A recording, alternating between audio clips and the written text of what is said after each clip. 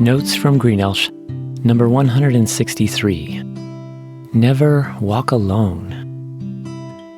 My wife and I just got back from driving our daughter Grace 1,000 miles away to attend college. When we left her there, it was a tearful goodbye, and I know she felt alone and stranded from what's familiar and from those she loves. Many first-year college students feel homesick. Fortunately, in time, they recover and even thrive as they make friends, get involved with school, and establish roots after their transplant. Grace is taking one day at a time. Although she is by herself, she knows she's not alone. God is with her.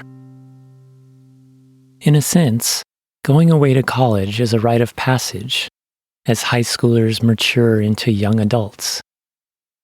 Many cultures celebrate rites of passage that involve a, quote, wilderness experience. The developmental quest typically includes separation, isolation, reflection, and physical, emotional, and spiritual challenges. Similarly, if you want to follow God, you will most likely go through a, quote, wilderness experience in order to become who God made you to be.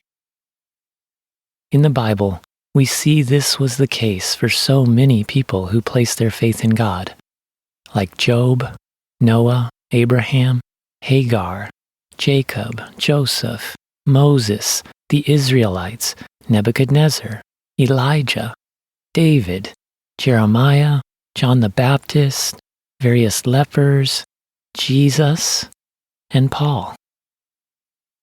Traversing the wilderness forces you to rely on God. As you do, you consistently experience Him walking with you and sustaining you one step at a time. God's calling on your life will always be bigger than you. Author Jonathan Cahn writes about the mantle, which in Hebrew is Adoret, the mantle that was bestowed by Elijah upon Elisha, who was to carry on without Elijah as God's prophet in turbulent times. If you want to follow God, Kahn's wise insight about the mantle applies to you. He writes, Adoret means large, big, great, wide, powerful, excellent, noble, mighty, and glorious. Each one is given an Adoret, a mantle, a calling. It won't fit. It won't match who you are. And there will be times when you'll struggle with that, with its magnitude in comparison to who you are. Your mantle is not meant to fit who you are. It's meant to fit who you are to be, who you are to become. God is always preparing you for what He has next. He is continually taking you through experiences that will transform you into the likeness of Jesus as a son or daughter in His family. This can be a lonely process, and people walk this path at different seasons in life, like when they are lost, oppressed, or feel abandoned. First, some people walk alone because they're spiritually lost and don't realize yet that God has a plan for them. Hagar and the nation of Israel each experienced this as they wandered in the desert. Yet God met them at their point of need and provided a way out of the desert as they placed their faith in Him. 2. Some people walk alone because they are oppressed by their own sin or the sin of others. The Apostle Peter experienced this after he betrayed Jesus. Shadrach, Meshach, and Abednego were unjustly thrown into a fiery furnace.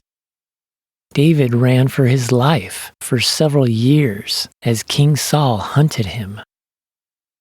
Again, God met them at their point of need. He forgave and reinstated Peter. He stood in the fire with Shadrach, Meshach, and Abednego and kept them from harm until they were released. He sustained, delivered, and eventually enthroned David. Each of them experienced God walking with them as they put their faith in Him. And 3, some people feel like they are walking alone on mission when they are obeying God. This happens when they face opposition while trying to do the right thing, share the truth, love others, or serve those in need.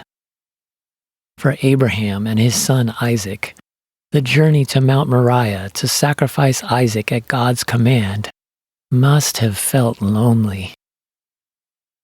After a great victory over the false prophets of Baal, Elijah despaired in the desert when his life was threatened. The disciples of Jesus hid in fear after Jesus was brutally crucified. In each case, none of them were ever alone. It just felt that way. As always, God faithfully met them, His children, at their point of need, reassuring them with His presence, honoring their obedience, and bolstering them to continue to walk by faith for His glory and the benefit of others. Are you in the quote, wilderness right now? Do you feel lonely, lost, oppressed, or abandoned on mission? You might feel lonely at times, but you don't have to be alone. God is with anyone and for anyone who seeks Him. That's why Jesus, the Son of God, came to pay for your sin by dying for you and to give you victory over sin and death by rising again.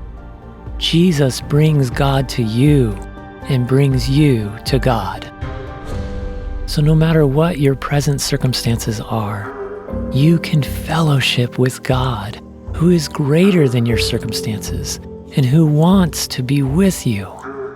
Don't walk alone.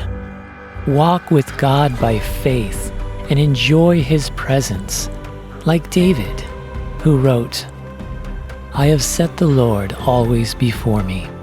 Because He is at my right hand, I shall not be shaken. Therefore my heart is glad, and my whole being rejoices.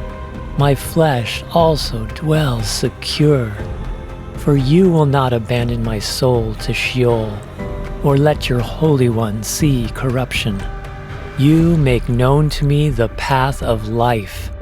In your presence there is fullness of joy. At your right hand are pleasures forevermore."